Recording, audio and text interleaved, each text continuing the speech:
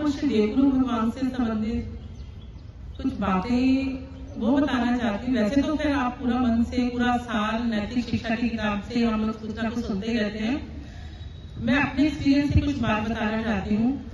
94 में मैंने बीएड किया, तो बीएड में एक सब्जेक्ट होता है कि टीचिंग एड्स के बारे में, कि आप ऑन द स्पॉट बच्चों को अगर कुछ कराना है तो कैसी एग्जाम्पल या कैसी एड्स बना सकते हो। तो उसके ऊपर कंपटीशन था। हमारे कॉलेज जो था, मैंने फिरोजपुर डिस्ट्रिक्ट से लोगों से बीएड की है, और हमारा कॉलेज जो था देव समाज कॉलेज छत्तीसगढ़ में, वहां पर एक कंपटीशन हुआ और हमारे कॉलेज में भी इन्विटेशन आया था, और सौभाग्य से मुझे उसके लिए सिलेक्ट किया गया। मैं वहां पर गई और वॉल्केनो का मैंने मॉडल बनाया और मेरे को फर्स्ट प्राइज मिला वहां पर। ये तो एक जनरल की बात की। वहां पर जो मेरे को एक नया देखने को मिला कि उस टाइम जो प्रिंसिपल मैम थे, उन्होंने श्री देवगुरु भगवान से रिलेटेड जो हमारे संबंध है, भौतिक जगत के संबंध में, उद्भिद जगत के संबंध में, मनुष्य मात्र के संबंध में, और जो भाव थे उसके कुछ संक्षेप में परिचय दिया, जो मेरे लिए बहुत ही नई बात थी। क्योंकि अभी तक मैं जिस परिवार से जुड़ी हूँ, धार्मिक मान्यताओं के साथ, या जहाँ से मैंने बीएड की वो एक गुरुद्वारा संस्था का था, हम लोग सुखमनी साहब का पाठ इस तरह की बातें करते थे। संबंधों को लेकर अपने बीच में मधुर कैसा वो भाई बहन के संबंध में, नेचर के साथ, प्लांट के साथ, पशुओं के साथ, जो मेरे को सुनने में बहुत अजीब सा लगा कि क्या एजुकेशन इंस्टीट्यूट में ऐसी बातें भी सिखाई जाती हैं। एक नैतिक दर्पण की या मोरलाइजेशन जितनी बुक तो होती है जो सभी के पास होती है, उसमें हर तरह की स्टोरीज होती है, बट पर्टिकुलर किसी एक टॉपिक के ऊपर कि हमारे आपसी संबंध, माता पिता के साथ, भाई बहन के संबंध, गुरुओं के साथ, ये संबंध कैसे अच्छे हो, ये बात मैंने अपनी लाइफ में पहली बार ही सुनी थी कि किसी संस्था में इन बातों के ऊपर इतना डीपली डिस्कस किया जाता हो। ये उसके बाद 2000 में जब मैंने स्कूल को ज्वाइन किया, 2001 में फिरोजपुर में 100 साल जो गर्ल्स स्कूल है उसको 100 ईयर्स हुए थे, उसका सेलिब्रेशन होना था। श्रीमान कमलाशी शर्मा जी मैनेजर थे, और उसमें बच्चों को ले जाने के लिए सर ने मेरी ड्यूटी लगाई। उस टाइम पाकिस्तान और बॉर्डर के ऊपर कुछ हालात भी डिस्टर्ब थे। बच्चे मेरे छोटे थे, मैंने मना किया कि बच्चों को मैं लेके जाना चाहती हूँ, बट किसी वजह से कि हालात ऐसे थे, मैं बच्चों को नहीं लेकर गई। और वो जो दृश्य था कि आप लोग इमेजिन नहीं कर सकते कि जो देवगुरु भगवान की छवि को था, 3 दिन के उस प्रोग्राम में इतने डिफरेंट वे से सजाया जा रहा था। कुछ चेंजेस नहीं थी, बट हर बार नया ही रूप नजर आ रहा था। और उसके बाद ये लगा कि हर इस सभा को सुनना चाहिए, और सुनती भी आई, बहुत असर हुआ, बहुत अच्छा लगा।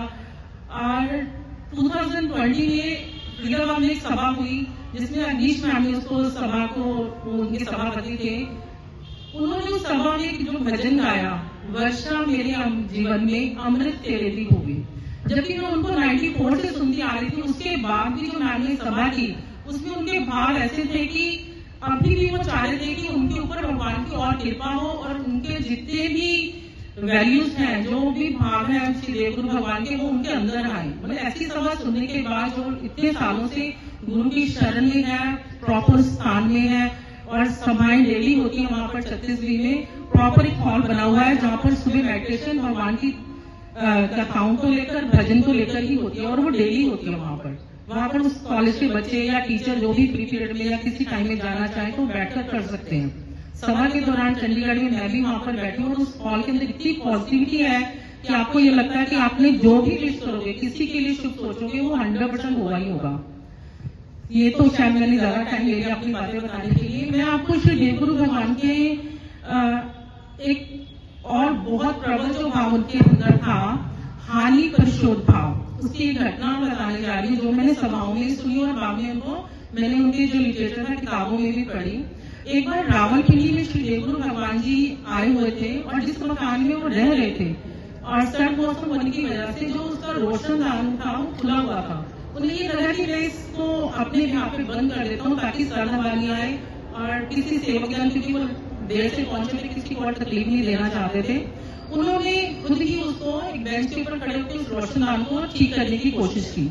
बट उसका एक नट शायद कुछ लूज था, जिससे जैसे ही उन्होंने उसको टान लिया, वो एकदम से नीचे गिरा और उसका शीशा टूट गया।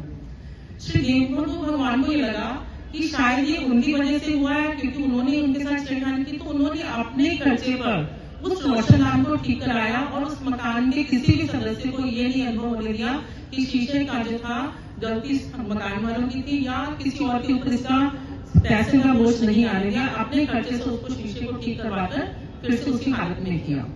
इसी प्रकार एक बार वो पर्वत आश्रम जो कि सोलन में है, वो भी बहुत ही अच्छी जगह है, बहुत पॉजिटिव एटमोस्फेयर है वहाँ पर देवगुरु भगवान बहुत टाइम तक रहे। वहाँ पर राणा साहब के यहाँ से कुछ एक सामान आश्रम में जैसे अभी हम रिलेट कर रहे हैं, तो उनको लगा कि ये आश्रम है, लोगों को अच्छी बातें समझाई जाती हैं, तो उन्होंने कुछ एक सामान वहाँ पर डोनेट किया, सामान दिया गया, जिसमें एक मूढ़ा था जिसकी पीछे पीठ भी थी, ऐसे बैठने वाला था, और श्री देवगुरु भगवान जब उस पर बैठी, शायद वो पुराना होने की वजह से वो एकदम से टूट गया और भगवान भी गिरे। इसके लिए उन्होंने किसी को शिकायत नहीं की कि पुराना सामान दे दिया या टूट गया। उन्होंने उस मूढ़े को भी अपने ही खर्चे में ठीक करवाकर उसको उसी स्थिति में वापस लाकर रखा। इस तरह के हानि पर शोध भाव जो था उनके अंदर बहुत प्रबल था कि किसी भी चीज की अगर कोई हानि होती है, हम लोग आपको इसी बातों के बिहार पे समझाते हैं, जो देश की प्रॉपर्टी है, स्कूल की प्रॉपर्टी है, आपने उसको सेफली रखना है। अगर कुछ नुकसान होता है तो आपने बताना है। ये नहीं कि अगर किसी बच्चे ने स्टार्ट की, 2 बच्चे साथ में इसके खड़े हुए हैं और हंसी मजाक चल रहा है, क्योंकि जिस हम संस्था में रह रहे हैं, पढ़ रहे हैं, वो वैल्यूज आपके अंदर जरूर होनी चाहिए। जब भी आप इस स्कूल से बाहर जाएं तो लोग स्पेशल पूछे कि कहाँ से आए हैं ये बच्चे, ऐसी ऐसी बातें, ऐसे गुण जो इन बच्चों के अंदर हैं, जो भाव हैं, जो कभी किसी और संस्था से नहीं सीखे, वो इनके अंदर इतने प्रबल, इतने स्ट्रॉन्ग कैसे हैं। तो इन्हीं बातों के साथ मैं अपना ये विश्राम देना चाहूंगी, क्योंकि बातें तो बहुत हैं और मेरे अपने एक्सपीरियंस भी बहुत हैं और सर तो डेली बता ही रहे हैं। आप सबका शुभ हो इसी शुभकामनाओं के साथ। सत्य देवी।